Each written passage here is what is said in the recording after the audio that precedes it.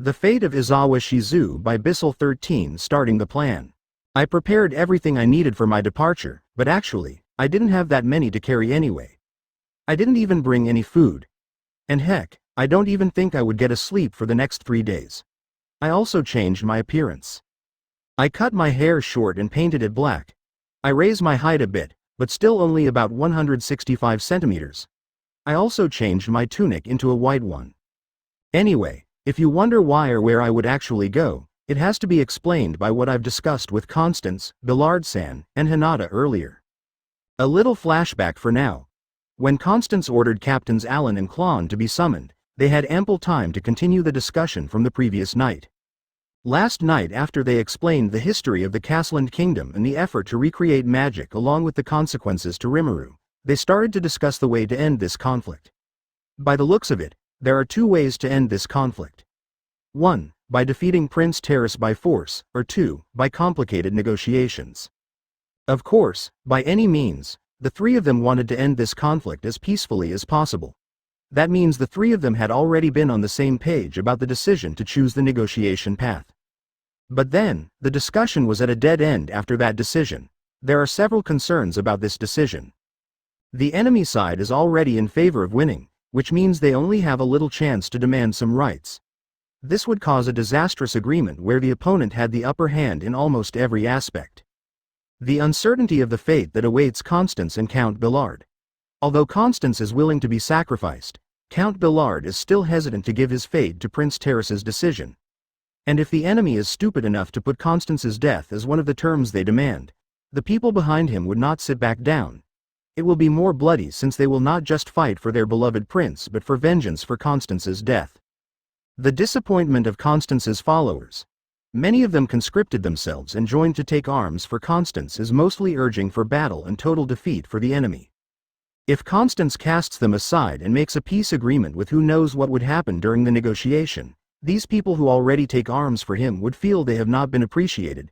At first, Constance is willing to face these disappointments. But after Rimuru and Count Billard urge him to realize how important to give hope and meet the people's expectations, Constance takes back what he had thought before.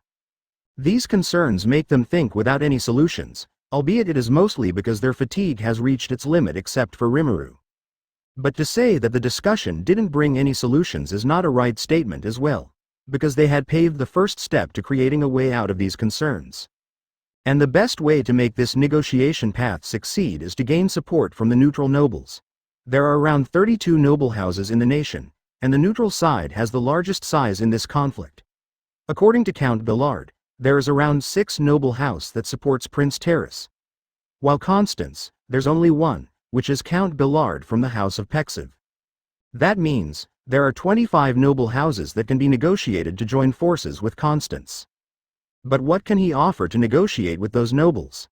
They cannot promise any triumph since their forces are very small compared to Prince Constance. They don't have any political or economic advantage over 6 other noble houses who support Prince Terrace. They don't have anything to offer.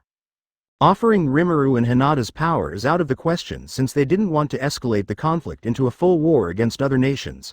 Also, Constance didn't want to rely on Rimuru and Hinata as bargaining tools. And so, the discussion went to a dead end although everyone tried every idea they could think of. But sadly, none of them are good enough. At that time, Rimuru was actually made an interesting offer. He didn't offer his power to become a bargaining chip, but he offered his knowledge about improving civilization along with the technologies and other vital aspects. Rimuru promised to use his knowledge to improve the civilization without any involvement of magic and personally lead the process. Unlike Velgrund who just used her power to improve the nation without any legacy to be left behind. But this suggestion didn't get approved eventually, because it was considered not enough to convince the nobles. Why? Because it takes a long time to eventually succeed. Rimuru admits it. In Cardinal World, Rimuru and his fellows used skill, magic, and even help from spirits to recreate modern technologies. His astonishing feat of improving the civilization of the whole world with a merely less than 5 years is because the nature in Cardinal World was simply different. And don't get too far with magic, skills, or spirits. Even the composition of each creature in Tempest had a huge role in its development. They have dwarves for architecture, high orcs for manual labor, lizardmen and dragonute for irrigation and water problems, various Majins for military, and other creatures whether they are human, demi-human, monsters, vampires, demons, etc. to work together on the research process. Each of them has a specialization, and with good management, they could work together and make a development process at a faster rate. But the idea of offering knowledge is better than nothing, so they keep it for addition if there are other offers they could make to succeed in the negotiation process. And that's the end of the bright light on the road of negotiation path. Or so it seems. The morning discussion took a major breakpoint because there was something more that could be offered, something irresistible. And that was the new discovery of the new mysterious power that Hinata had told Rimuru last night. Rimuru thinks that if the mysterious power could be learned, Constance could gain a huge advantage in both negotiation and military campaigns. And that was something that he would use as a trump card during the negotiations with the nobles. But learning the mysterious power was not an easy feat. Even for magic, there is still endless research about it. It should be able to be defined first before being properly used. And as everyone already knew, they don't even know what kind of power it is. Nevertheless, the spar between Hinata and Captain Allen was a good starting point. There is also a hint about someone who has been reported as, almost, recreating magic. If these two events turn out to have the same cause, well, the dream of recreating magic might not sound impossible anymore. Constance and Count Billard were surely shocked by the Rimuru's statement. To realize that the rumors of the possibility of recreating magic were a truth, giving them mixed feelings. The impact, the benefit, the consequences, all was running through their mind, and Rimuru was also aware of it. He and Hinata's existence and involvement in the recent clash during the final evacuation certainly would bring a huge backlash around the world. Many nations would do everything to get them on their side, just like what they did to Velgrund. It is unimaginable how dirty their scheme would work. Or, they would be very wary of the Kingdom of Castland. Something that would cause a disastrous effect when it happened. The impact of the recent clash during the final evacuation to Prince Terrace's side was still unknown, but there's doubt it would change a lot. But for the worst, it would cause paranoia, and the whole continent would join forces to eliminate both Rimuru and Hinata, along with Constance. There is still so much unknown information, but times are still running. Decision has to be made. That's why Rimuru decided to gather information as much as he could, learning the mysterious power, and by every hope he could muster, adding more cards up his sleeve for the negotiation. The conflict between Prince Terrace and Prince Constance must be ended before dealing with another threat that could emerge. There is little time to do all of this, and it would be a lie if Rimuru didn't miss Sue and his squad in this situation. Because right now, only Rimuru could do such a thing in just a short time. Rimuru, are you sure you can do this alone? Asked Constance. Of course. And you have your own part in this plan. We're going to negotiate everywhere with a lot of nobles. You prepare everything that we need to make it happen.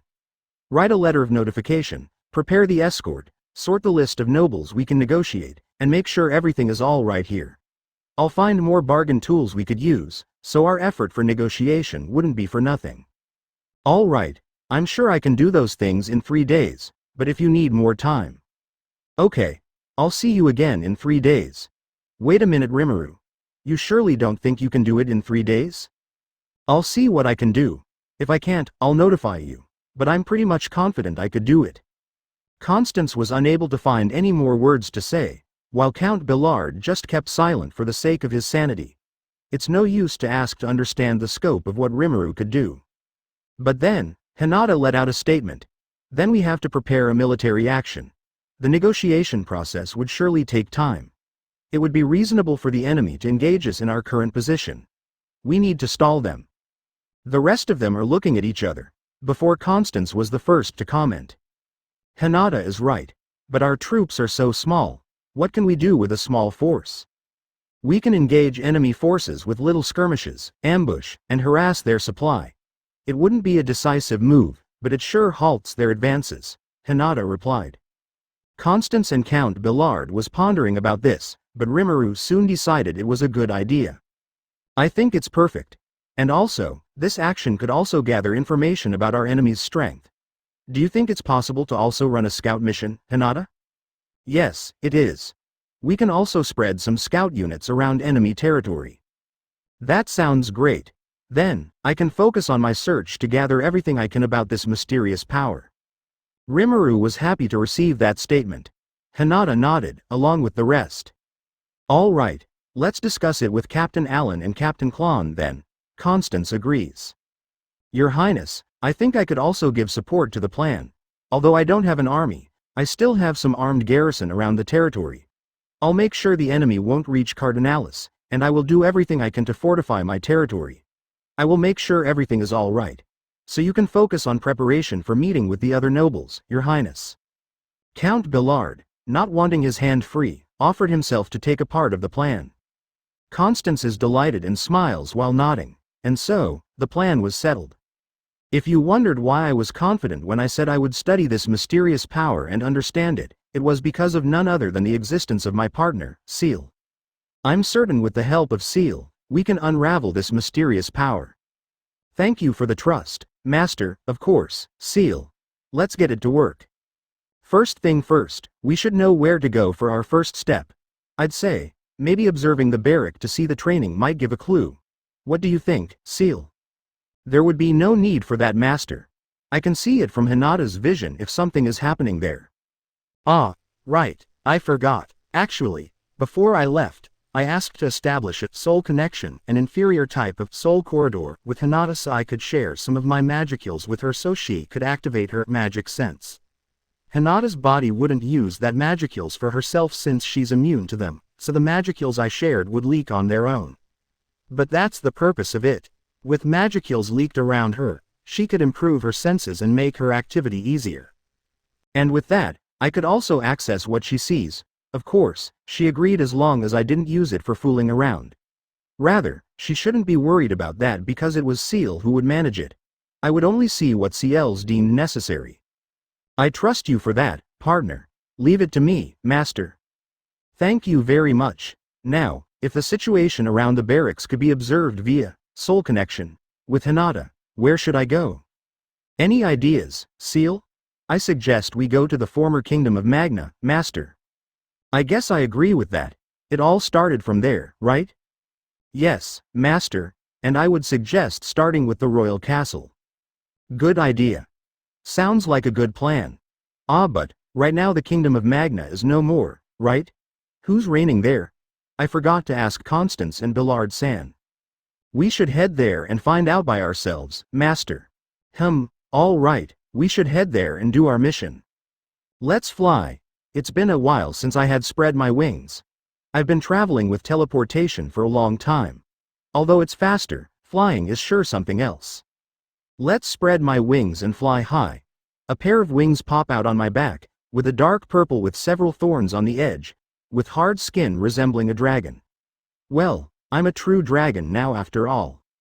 Although it's subspecies. I flew up to the sky, at a pretty much high altitude. I don't really know how high it is though, but for the first time, I can see a whole landscape of this land. You're around 1,500 meters above the land right now, Master. Oh, I didn't expect that. But it also piqued my curiosity. Seal, how fast am I flying right now? You're flying at 500 knots, Master. It's almost 1,000 kilometers per hour. I suggest you be careful because it could easily miss our destination. What? That fast? Oh crap, are we already past the border? Not yet, Master. But it is already close. Oh right, good.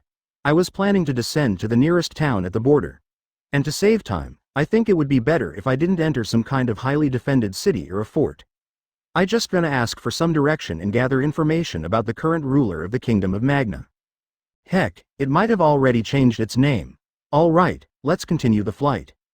For the next couple of minutes, while I enjoyed the view from up above, I already passed the border. I slow down my speed and start to search for a town. It took me another 5 minutes to finally find a suitable one.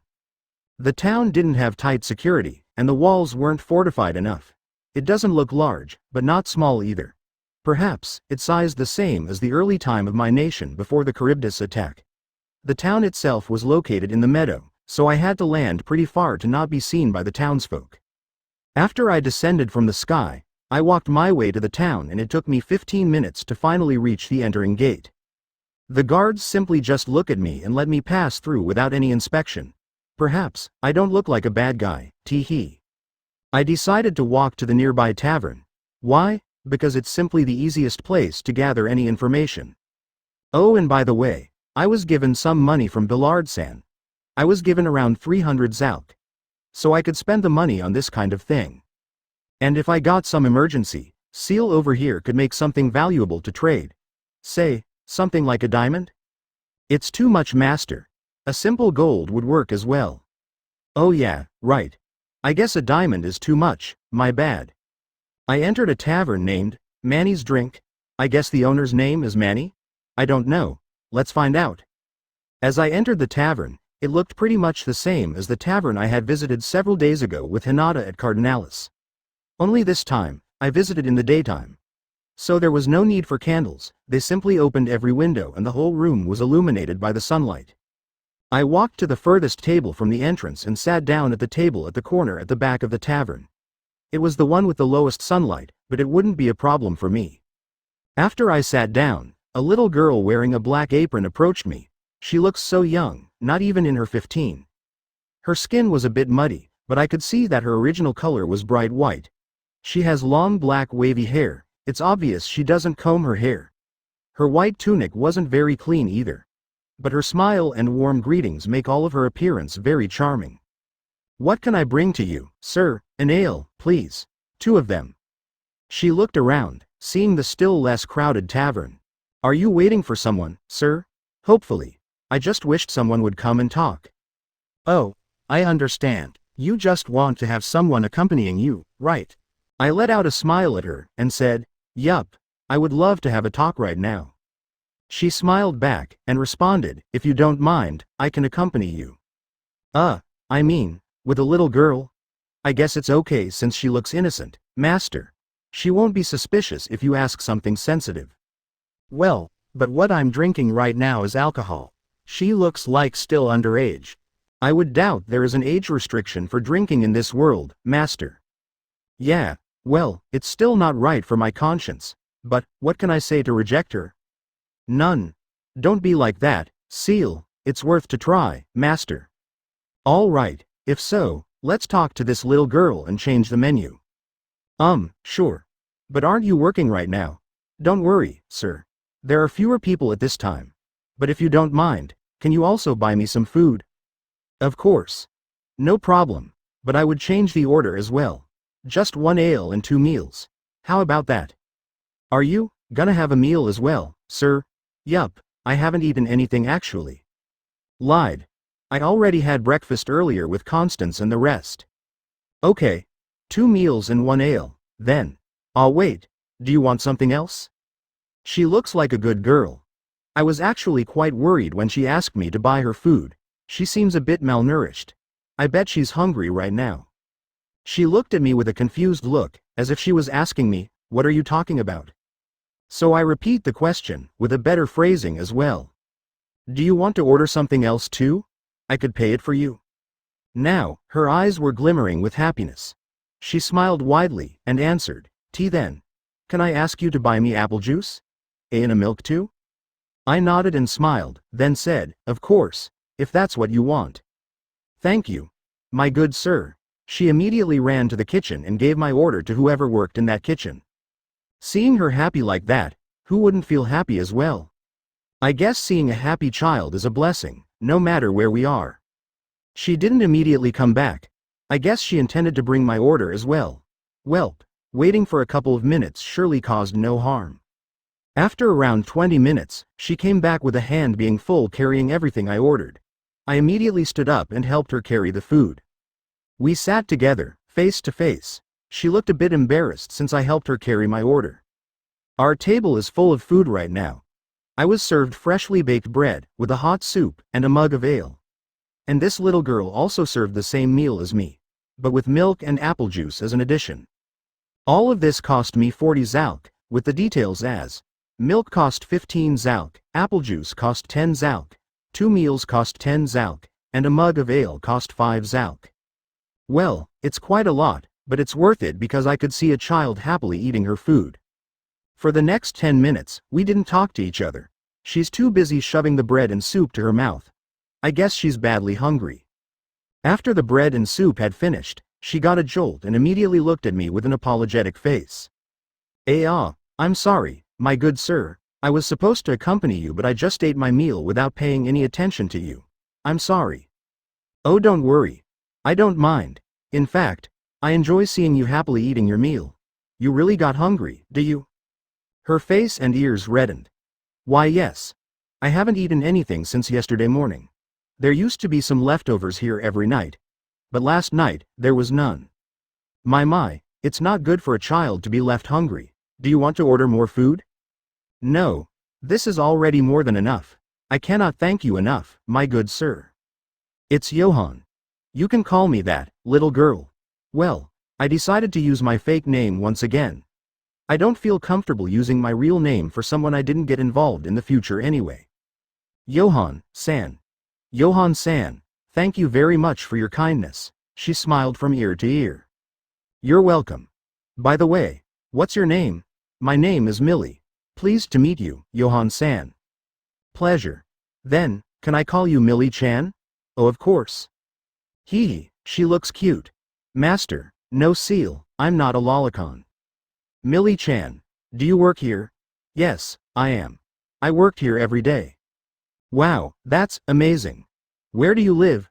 I live near the second entrance to the town, Johan-san. With your parents? She shakes her head. And continue, my parents passed away when I was little, Johan-san. I live alone right now.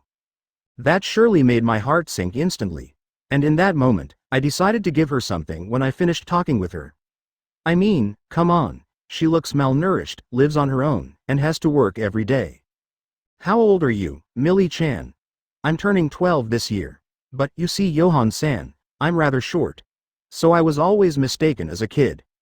I mean, 12 years old is still a child, right? Sure. Do you want to grow up sooner? She nodded, and happily replied, yup. Why? Because I want to be a beautiful mature girl and married to have a stable life. She happily said those words, with innocent faces too. I almost got speechless there. Millie-chan, marriage is not that simple, you know. What do you mean, Johan-san? I have friends that had married and now she lives a stable life.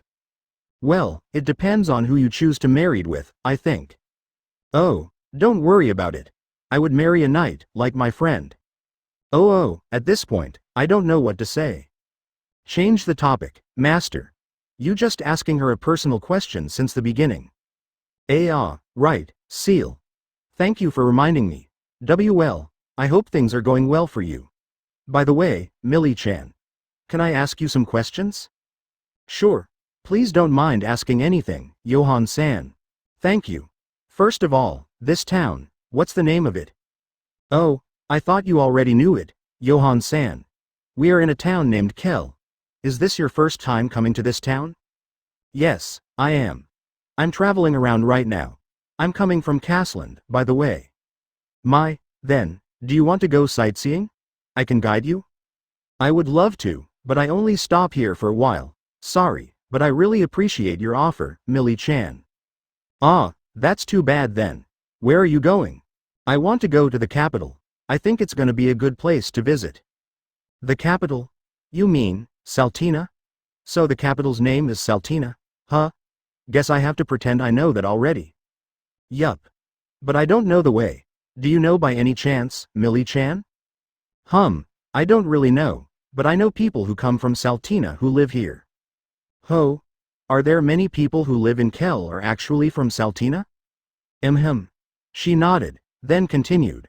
A lot of them are also regulars in this tavern. They're nice people. Do you think I can talk to them? Of course, why not? But they haven't arrived yet. Usually, they came in the evening, so. All right, I think I can talk to them then. You want to leave before evening, Johan-san?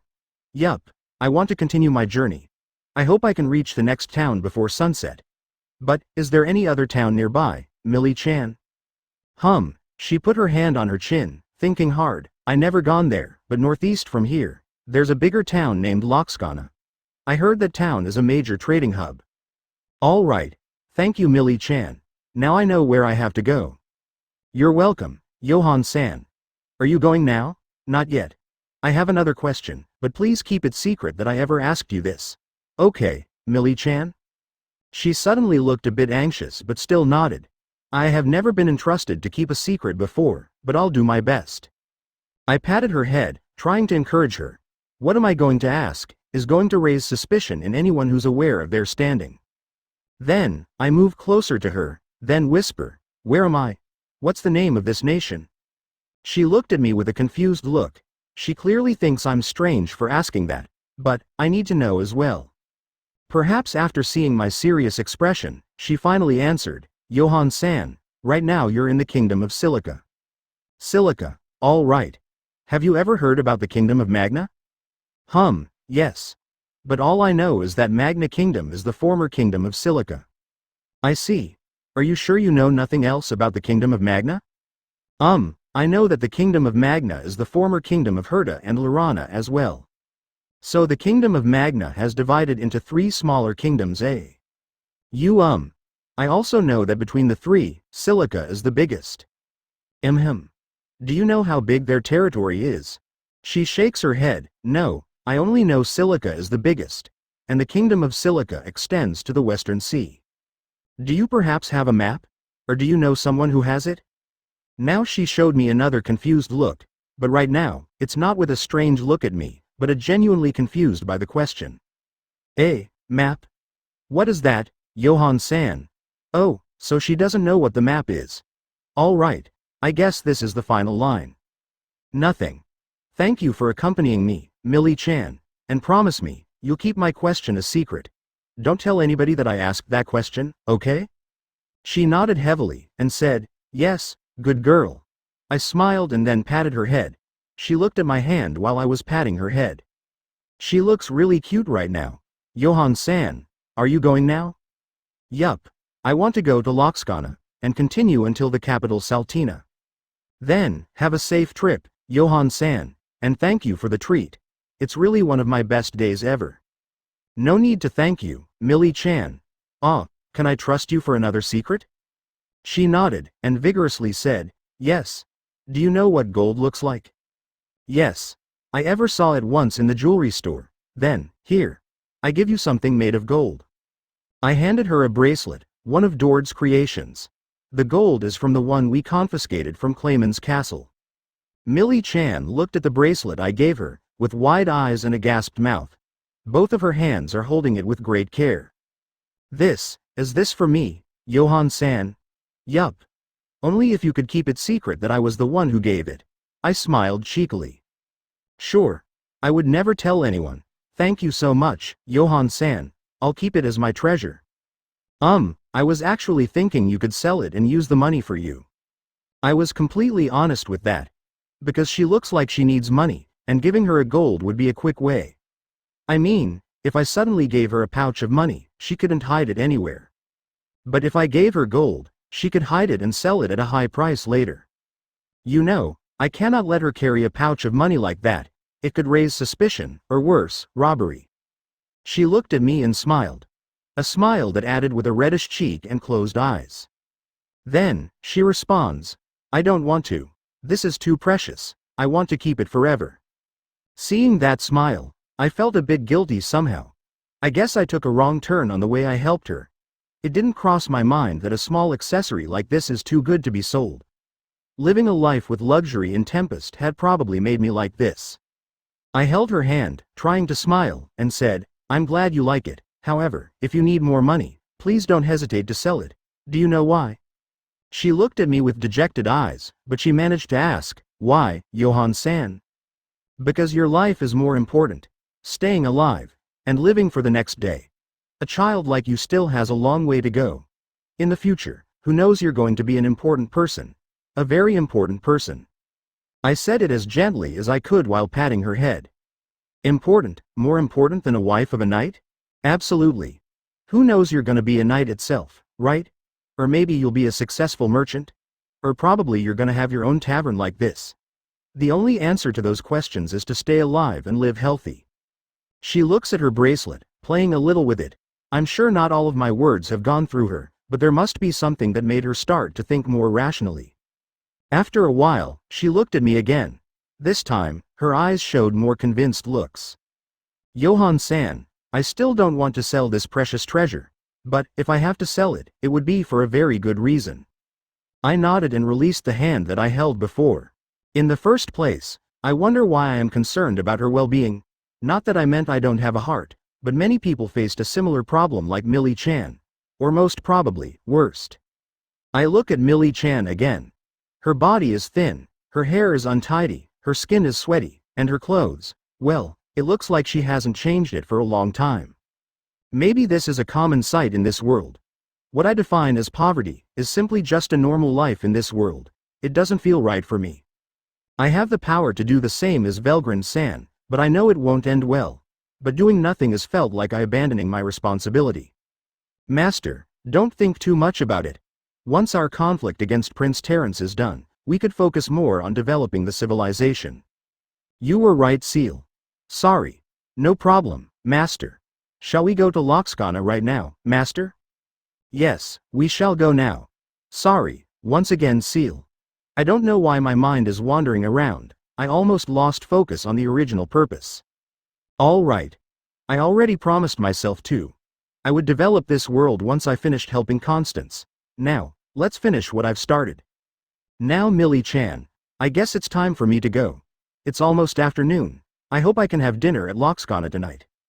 Again, I patted her head and smiled wholeheartedly. In contrast, she looked at me with dejected eyes. Can we meet again, Johan-san? Of course.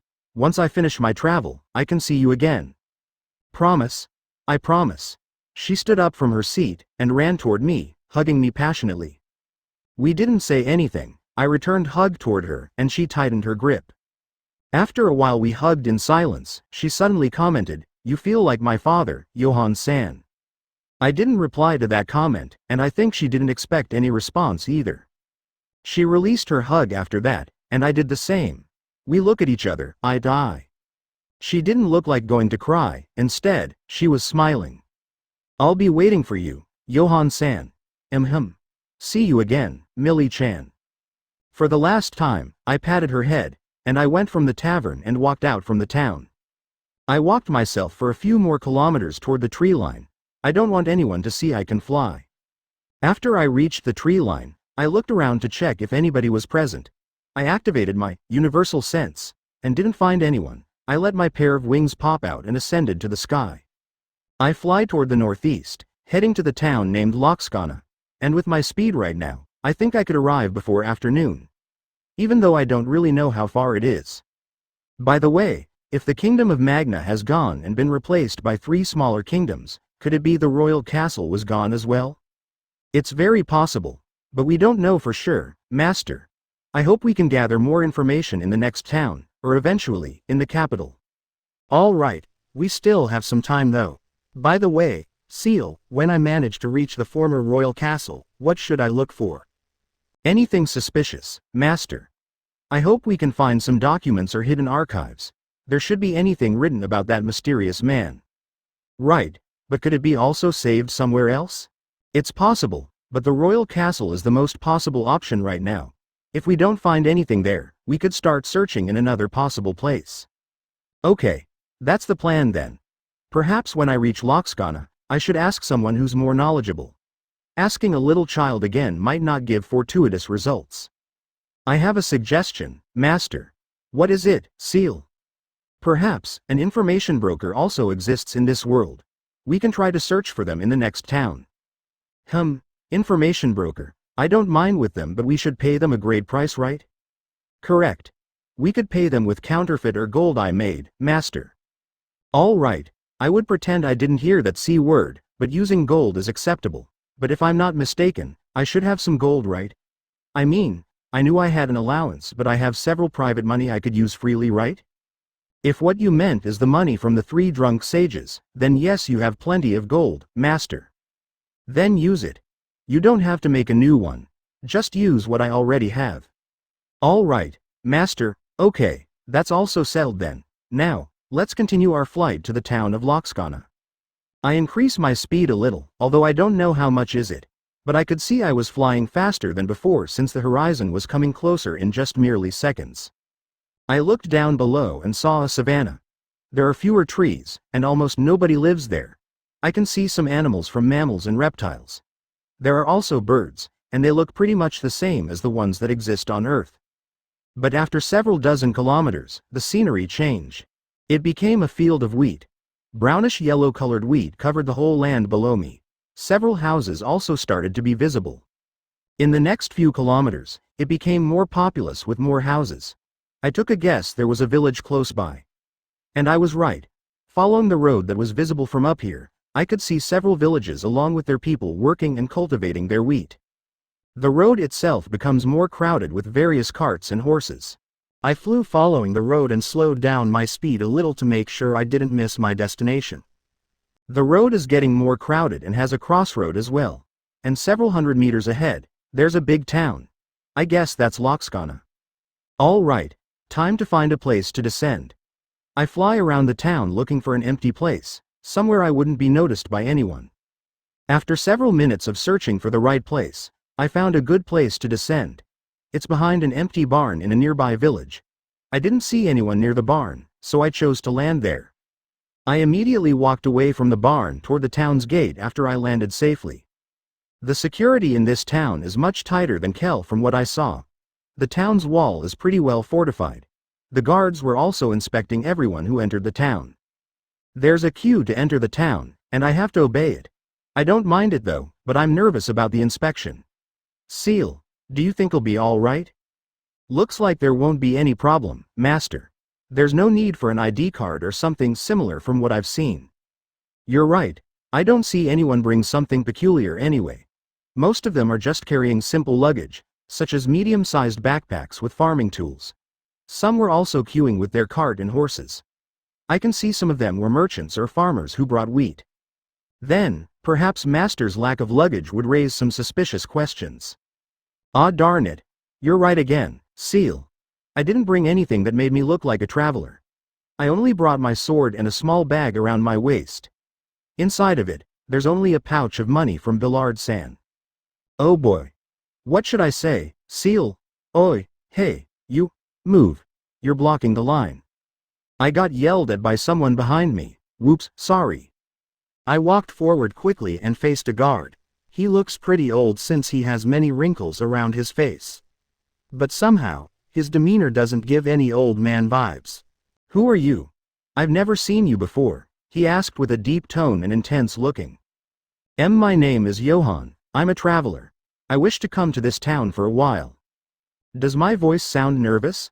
I hope not. Traveler? You don't look like one.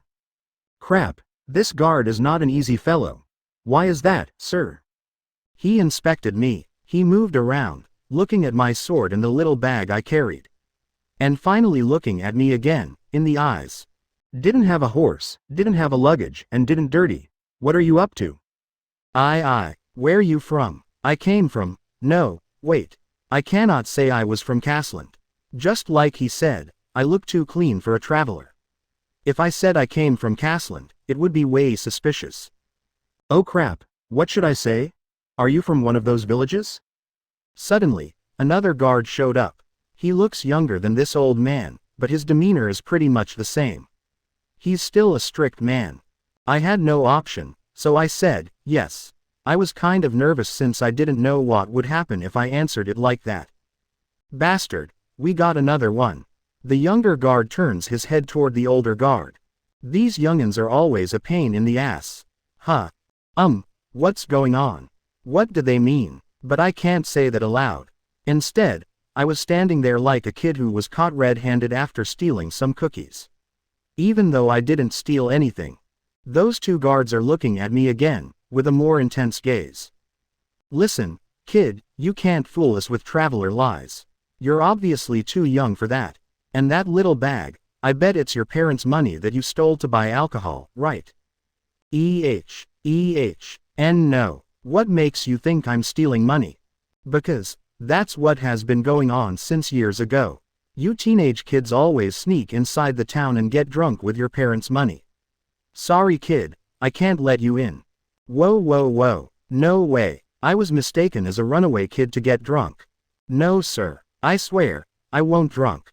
Liar, everyone who came here to drink always says that. I swear, sir. And by the way, why are you so wary of me getting drunk? Because we're tired of dealing with a drunkard. Especially with people like you who carry a weapon. Ah crap, so this is why I cannot enter the town. Oh boy, should I skip this town? Please no, master, I found a place that has an information broker in it. What, seriously? Oh, man, how can you find it anyway? No, wait, don't think about that now.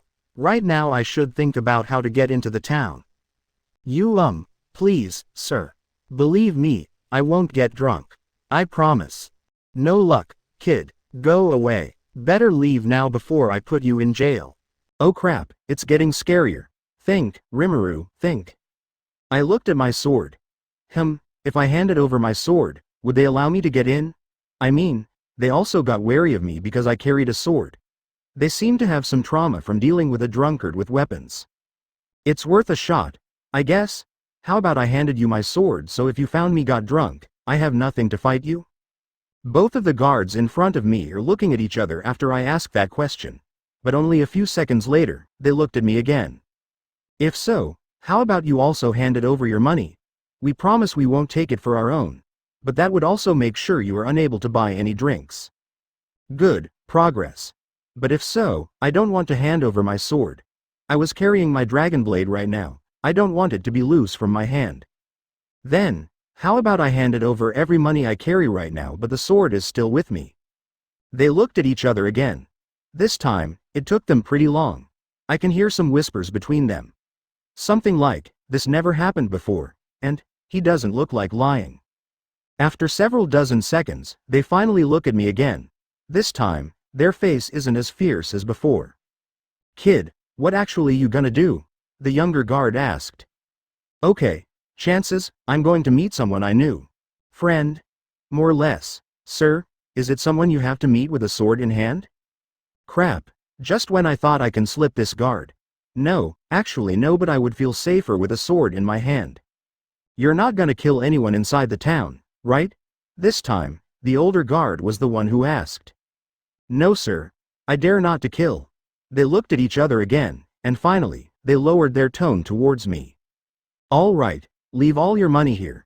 We promised we wouldn't take any of it, but with one condition. What is it, sir? Get back home before sunset. I'm tired of looking person from a village. Okay, I promised. I handed over the pouch of money that I had inside the little bag to the older guard. He certainly looks surprised by how heavy the pouch is, but he just sighs and doesn't pry any further. Remember, get back outside before sunset, Johann, the younger guard said. I nodded and said, sure. But I hope when I get back, you won't be mean like this again. Honestly, I gamble to joke around. But I guess it's worth a shot since I don't want them to get suspicious about what am I gonna do. And turns out, that luck is on my side right now. The younger guard seems to be smiling. Sorry kid, too many young'un from the village got drunk inside the town. I'm too tired to deal with them. I promise I won't get drunk inside the town, sir. But, why did the drunkard become a problem here? Now I believe you're not gonna cause a problem. Look, kid, in this town, alcohol is the cheapest commodity. You can buy a wine for just 10 zalk in here. Huh? Wow. I mean, that cheap? How? You look surprised. The older guard came back after putting my pouch of money somewhere, and that's strange. You farmers' brats should know better. We have a lot of grape fields here, that's why many distilleries were doing business. That's why the wine is cheaper here. Wow, I don't know what can I do with this information, but I think it is still good information for me. Wait, no, this is actually gold.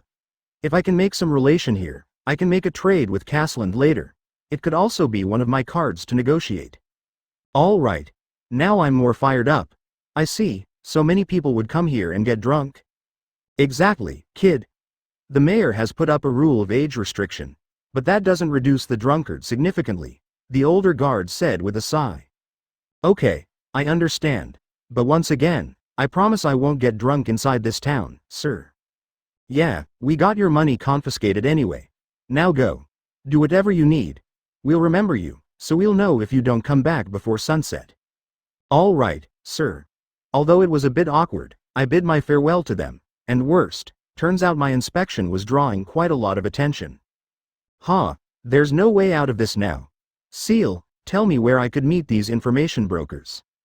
Just walk straight ahead before that little alley near the crossroad, master. Oh right, I saw the crossroad several hundred meters in front of me. So, without any further ado, I walked my way there. I looked around, seeing people doing their job. I saw people riding horses, carrying a minimum of weapons with a small bag on his waist. I saw people hitting their hammers into steel that laid upon an anvil. I saw a store baking bread. I saw a store full of hats, and many more. I reached the crossroad and found the small alley that Seal had mentioned before. The alley is certainly narrow. It won't fit for 2 horses to pass by. Is the place somewhere inside this alley, Seal? Yes, master. Walk straight ahead until you found a door with a red dot on its handle. Amazing. How can you find that, Seal? I use universal sense, master. I found several people trading information for money in this place. I thought this place might have some information broker. All right, I'll take it. Although if I have to be honest, I have a feeling Seal got something wrong, but let's take a shot. Rude. I pretend I didn't hear that. I walked inside the alley, searching a door with a red dot. And this alley isn't particularly quiet either. There are quite a lot of people walking by, but many more are just standing still. Those who standing still on the side were staring at me. I can feel their gaze are headed toward me. Now I'm certain, I was in a pretty dangerous place. But not that I worried about myself though, I just want to keep myself out of trouble right now. I walked for several meters more and finally found a door with a red dot on its handle. I haven't reached it yet though. I only saw it with the help of universal sense.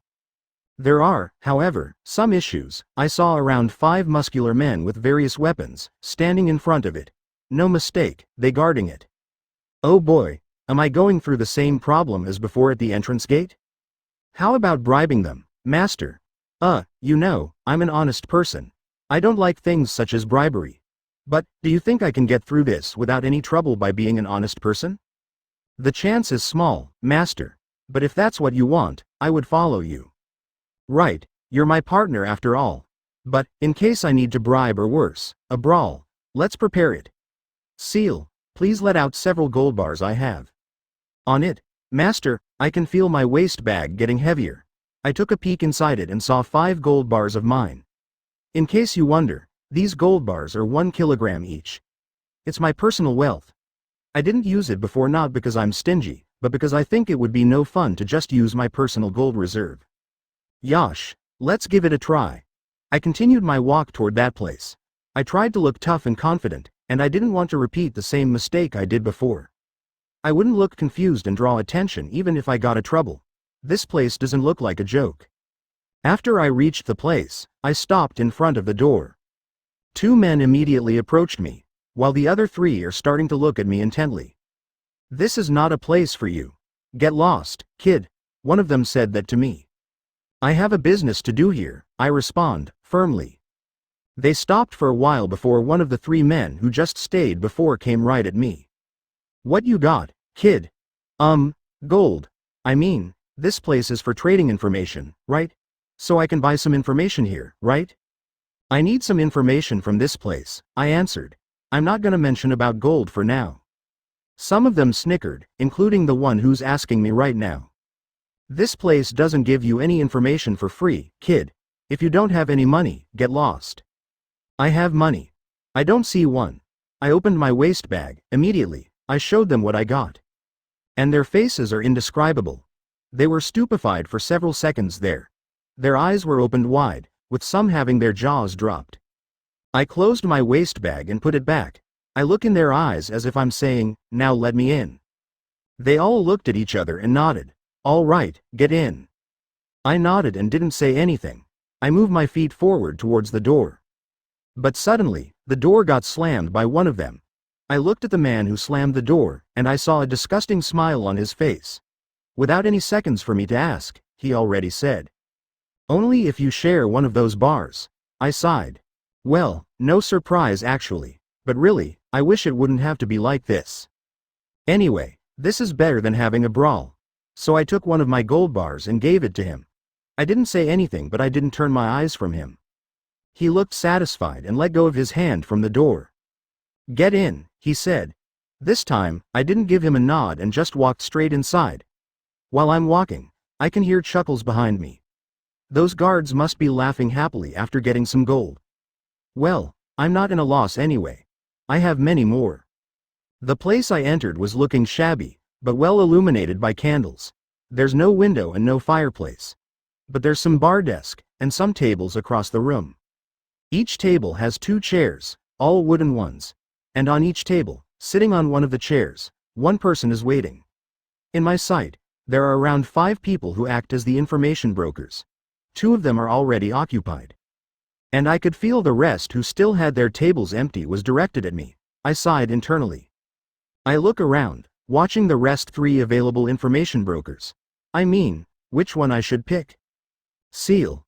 Any recommendation? The one with a thin mustache in front of you probably can be trusted, master. I immediately found him.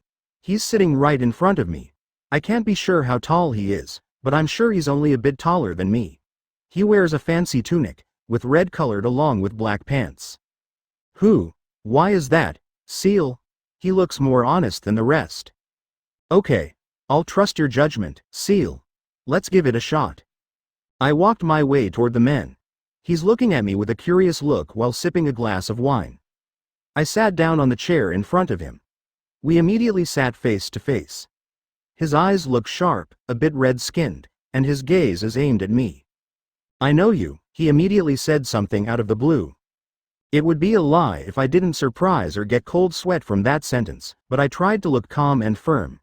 It's impossible that he knew that I was from another world, right? You do? I asked. Yes. You're the one who caused a ruckus at the entrance gate a few whiles ago. Fia, unconsciously, I let out a chuckle. I don't know what's funny for you, but I don't care. What do you want, Johann? Straight to the point. I like it. Sure. Time is money. What do you want? Did you get interesting information? Or do you want to inquire some of it? I want to inquire some. That would need some payment. I know. Do you want money first? Up to you. I would only state the cost of my answer. Fair enough. Then, get me the answer first. Speak. Anyway, in case you wondered, I already got a list of questions from Seal. So this situation is already handled.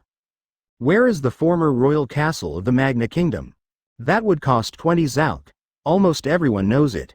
All right, but I don't. Anyway, I don't have 20 zalk. Then I won't ans, but I got this. I handed him 1 gold bar. He certainly shook, but immediately calmed down. He looked at me, with an annoyed look. I don't have change. Then use that for answering my other questions. Done.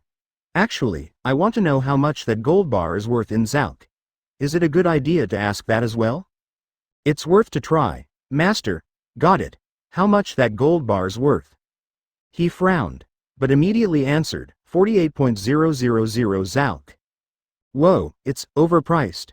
No, let's forget it. Continue. I have a good amount of money right now. All right, answer my question before. The former castle of Magna Kingdom has become a ruin, at the forest of Lamaya. Where is that actually? 46 kilometers south of the town named Jarkin. Where is that exactly? North from here. How far? 4 days by horse. All right. Is the ruin intact? Some places are still unexplored. I estimated some underground places are still hidden. Give me a map of that ruin. He stood up and walked to another room. I guess he's taking the map. And my guess is right. After 2 minutes, he came back and handed me a piece of paper with a castle design. Don't complain about its accuracy. The ruin was at least 300 years old. And just so you know, that map cost 5,000 zalk. It's the best map we have. But I still owe you 42.250 zalk. So ask me more. I don't like debt. All right. Is there any treasure in that ruin? A lot. Be more specific. Archives about the unknown man who almost recreated magic. He falls silent immediately. He looked at me with a suspicious gaze for a moment, but after looking at the gold bar on the table again, he leaned back on his chair and took a deep breath. I could be wrong, but you're looking at the wrong place. Explain it to me. You should look for it at the castle of the 3 kingdoms that were born when Magna fell. Silica, Herta, and Lurana. I could give you the blueprint of each castle. Should make it easier for you to locate the archive room. I'll take it. All right, wait here. He stood up again, walking to the same room as before, so I waited. But unlike before, I could feel the other broker's gaze toward me increase. I guess seeing my information broker getting back and forth to the same room has piqued their interest. After 5 minutes, he came back with 3 bundles of paper. This one has better drawings than the paper before. 1,000 zalk each. Still, I owe you more. Any questions? Yeah. You said you could be wrong if I searched at the ruin of the former Castle Magna Kingdom. Does that mean I could be right to look at some lost archive there? Yes, as I said, it's estimated there are some unexplored underground places. Besides, those archive in the current 3 castle was not complete. What makes you think like that? The real identity of that man is still unknown. So, the rest is already uncovered? Define the rest. What has he done, actually? He snickered, I don't know why though. But he still answered, he has some kind of energy around his body. That energy allows him to do inhuman things. Sorry, but each thing has a cost since I have a valid answer. Want me to answer? Is my gold dozen enough?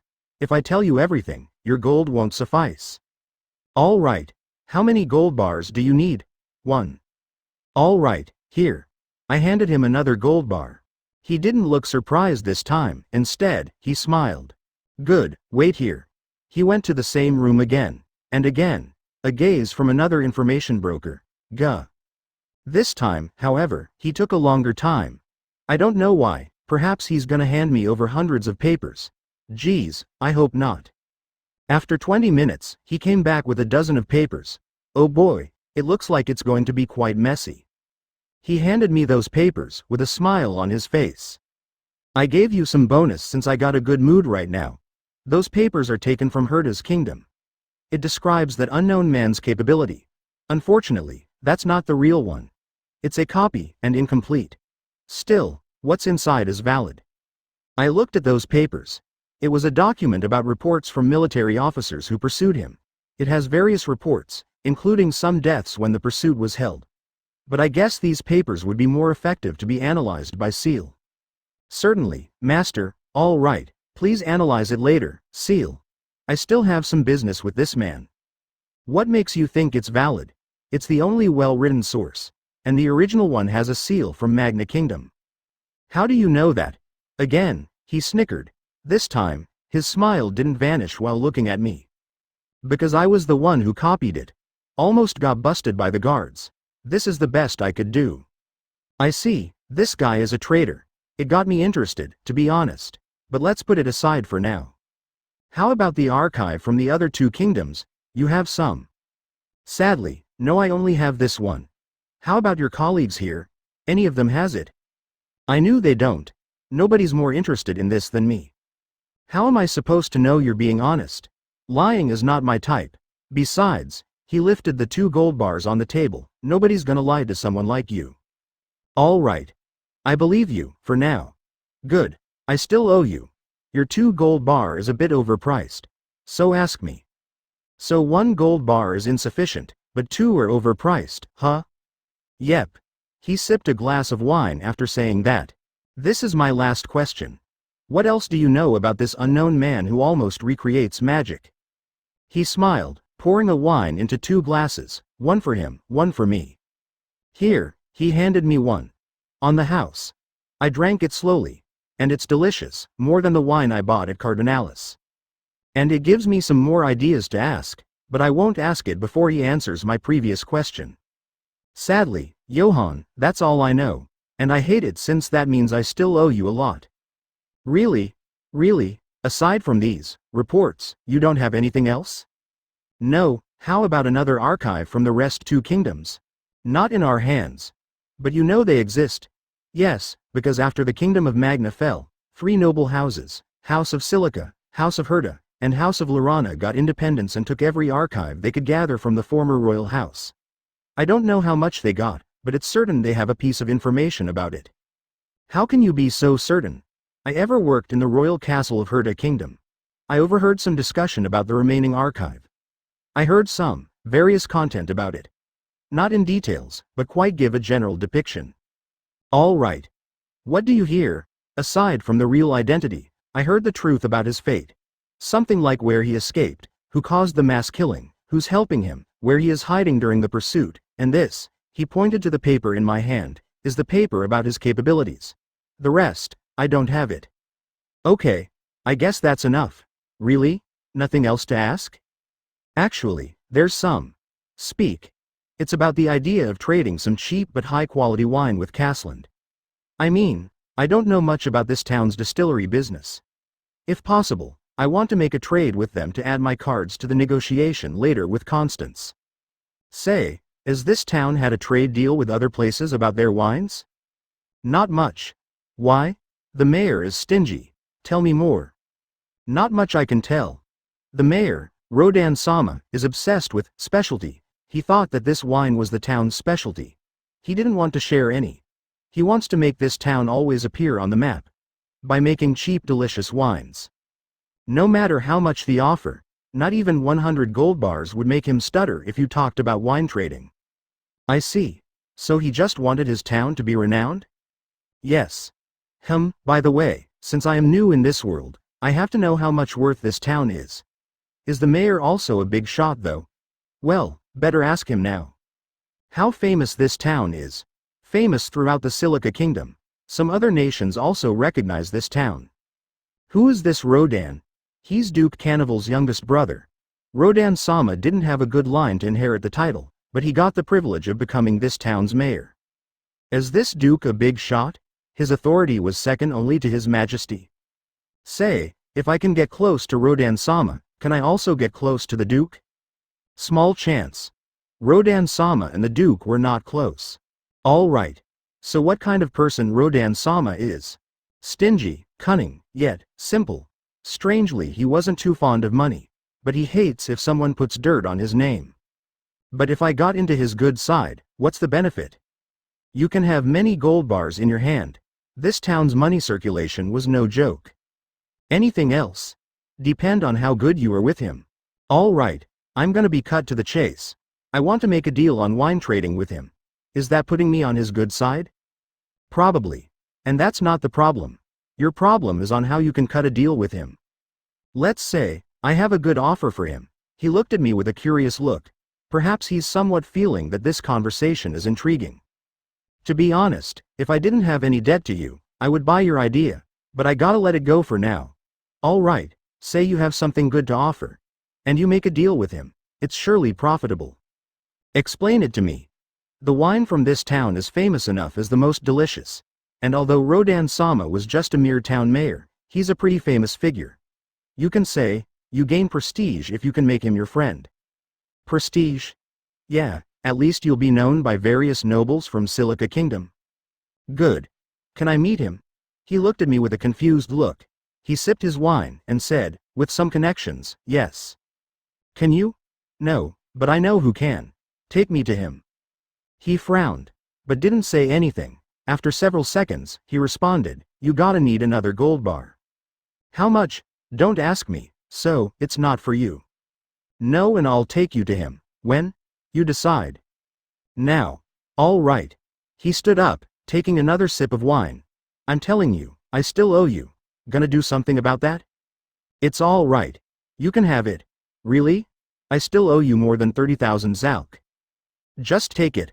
All right, you said it, so don't come back to me again bringing up those numbers.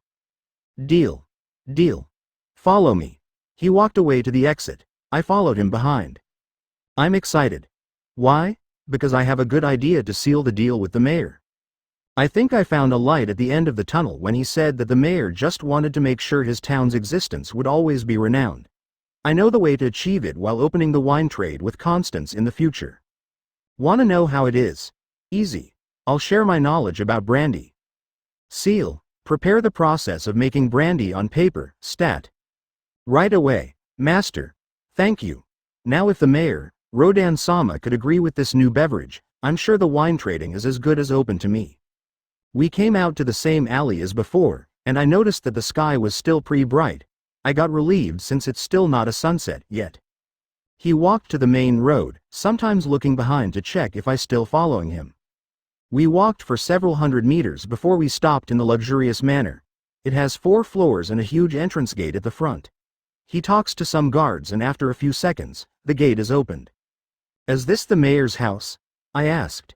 Yes, but only through his butler we can meet him unofficially. Rodan-sama trusted his butler the most. So if we can get close to his butler, you can get close to him. Good luck. Wait, you're not gonna accompany me. Your business. Mine's done. The butler is gonna coming soon. Just wait here. HMPH, all right. Thanks for the service, then. Thanks for the payment as well. Oh, wait, he walked towards me, and whispered. Your identity is also worth to sell. I'm being a good guy right now, so I'm gonna tell you. I won't snitch anything about you. So don't worry about me selling your identity and, well, purpose. I cannot guarantee it for my other colleagues though. Who knows they eavesdropping. Thanks, that means a lot. Good luck with your search, Johan. And then he left. I can only see him turn into another alley. After that, he's gone from my sight. Although I can still find him through my universal sense, I didn't get interested, so I let it be. By the way, I don't mind he's snitching about me, because I can change my appearance as much as I like. But I surely felt relieved I decided to use my fake name and not a real one. And back to the current situation. He said the butler would come soon, but soon is pretty vague. I expected him to arrive in less than 5 minutes, but after 12 minutes he hasn't come yet. I waited and waited, until another 10 minutes passed. I saw a well-suited man who's in his 40s, coming from the inside of the manor. His suit is pretty much similar to the one Diablo's wearing. So I guess he's the butler I've been waiting for. And I was right. Do you have something important to tell the mayor? He suddenly asked me, without any introduction. Yes, can you take me to him? For the right price? How much? 2,000 Zalk if you want to meet him. 10,000 Zalk if you want to meet him now. I looked at my bag, and I still had 2 more gold bars, so I showed one of them to him. You can have this. If you could help me convince my deal. I tried to make a bargain here. I hope I succeeded. He is certainly in a dilemma. He looks happy seeing those gold bars, but I can sense he knows what am I going to do, but does he have some counteroffer? Tell me your business. Depend on what you asked, I would know if I can help you or not. Fair enough. Besides, I know something to make the mayor make a deal with me. Seal, are the papers ready?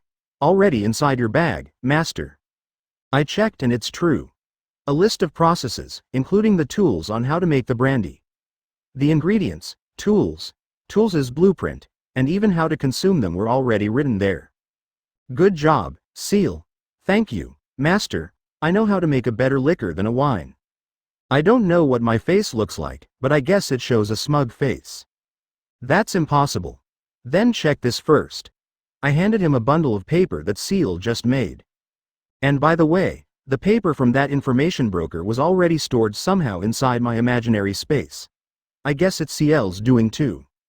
The butler took the papers from my hand and read them carefully.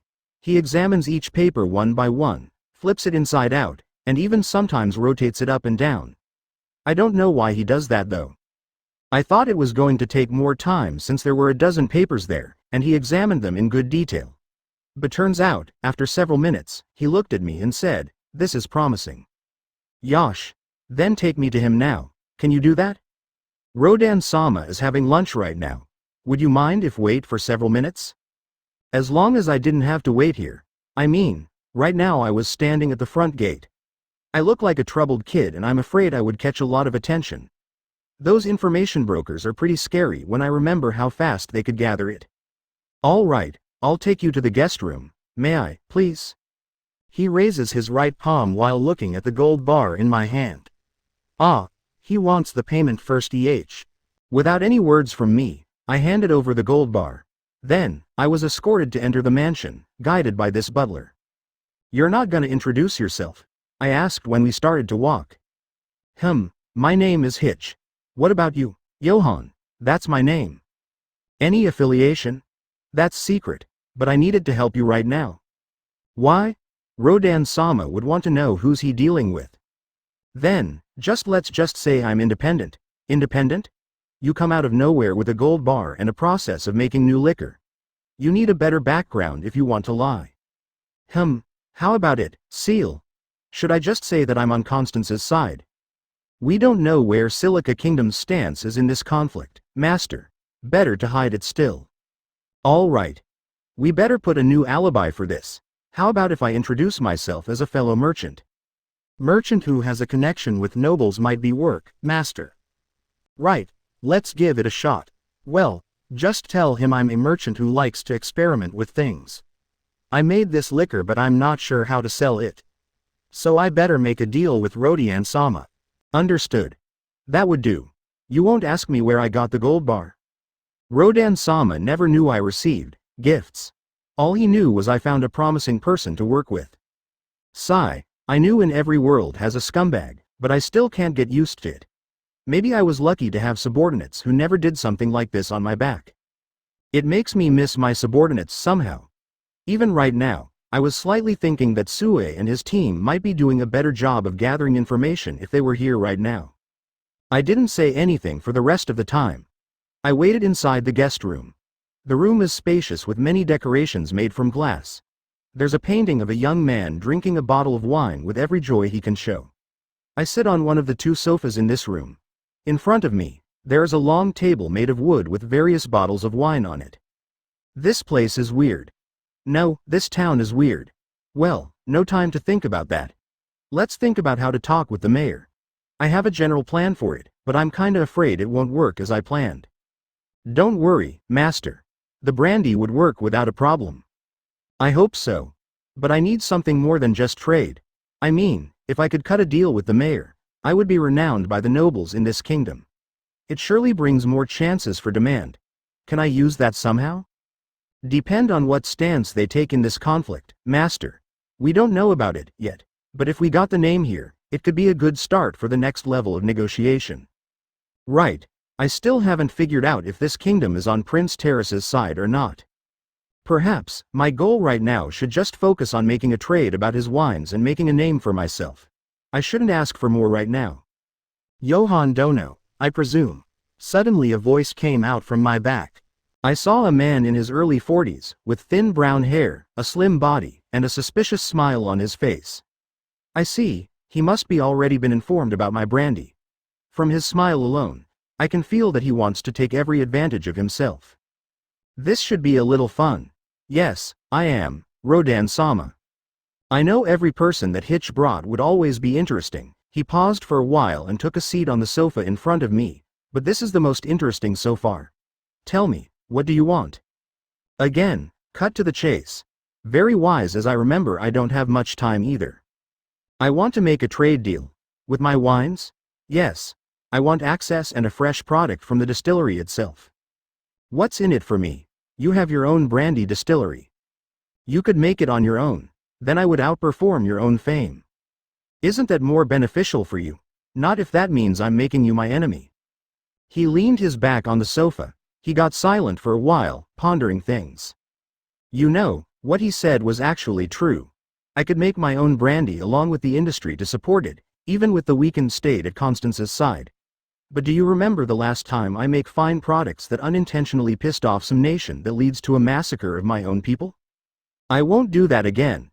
Better make a deal with this guy, not for the amount of profit I could make, but to reduce the possible nasty rival. And seeing how obsessed this guy is to make a name for himself, I doubt he recognizes a healthy rivalry. Do you have this, brandy? He finally stopped his silence, then asked. Seal. Hurry, put some brandy I have inside my bag. On it, Master. Yeah. Here, inside my bag. Show me. I put my hand inside my waist bag, and I pull out a small bottle of brandy. Thanks, Seal, you saved my face. Anytime, Master. I gave the bottle to him. This one type is cognac, but I won't tell it to him for now. He pours it into a nearby cup and immediately sips it. He moves his tongue around inside his mouth, tasting every bit of it. He looks at me with a serious look, starting to see me as a potential threat. I hate to admit it, but you're going to cause serious damage to my name if you make this on your own. His voice had some anger in it, but on the other hand, I smiled. That's the face I don't want to make on you. You'll surely retaliate on me in every possible way. No doubt, wine is the only way that makes me in my town renowned. I'm amazed you chose to give the recipe to me. You know that's not for free. I don't like it. Better be cheap. Sigh, he seriously needs to be able to hold his word. Like I said, give me your fresh wine and I'll sell it on my own. I won't take all of it, but I want it to be free. And I want you to send it to me as long as I live here. 20% of my total production. 50%, 25%, 50%. 25%. Look, 50% and I will demand nothing more from you. I would handle the transportation as well. All right, 50% my wines and 100% production of brandy. It's not fair and I felt like it would be a huge loss if I gave him all the profit from the brandy. But my goal right now is to make a deal about the wine with him, not making a deal about the brandy.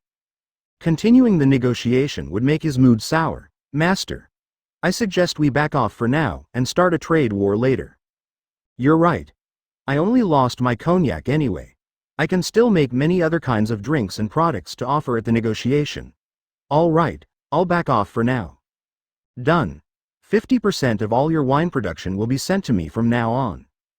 TCH, all right. But remember, the wine is still made by me. You just sell it somewhere else. Don't ever say that you're the one who made it. All right, I won't ask for the recipe, and you, I promise I will retaliate if you don't send the right amount. Breaking a promise would only tarnish my name, don't be stupid. Nice. Then, we're good. Yeah, he pours the remaining brandy from the little bottle I gave him into his cup and drinks it in one gulp. And that means I own this drink now. Go ahead. You have the papers I made? I have. Hitch would handle the rest. He surely says good things about it. Quite satisfying indeed. So how I can get my wines? Just talk with Hitch later. I'll tell him to prepare it for you.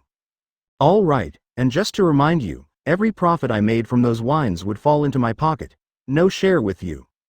I don't care, as long as you said those wines are from me. All right, deal. Good, and if you excuse me, I gotta start to make myself more famous. He stood up and walked toward the door at a slow pace. I guess he wanted to check if I still had something to say, but I guess I don't have any for now. The rest would lie with the butler, Hitch. He exited the room immediately after I gave him a nod, signaling that I was done, and on an instant, Hitch entered the room from the same door that Rodan had used to exit. He didn't immediately say anything, only looking at me with a strange gaze. It seems he wanted to ask something, but hesitated. What's wrong, Hitch? I asked since it got me curious.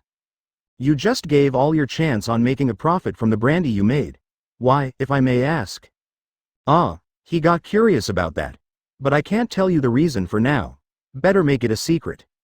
I can't tell that for now, but I want to ask something as well.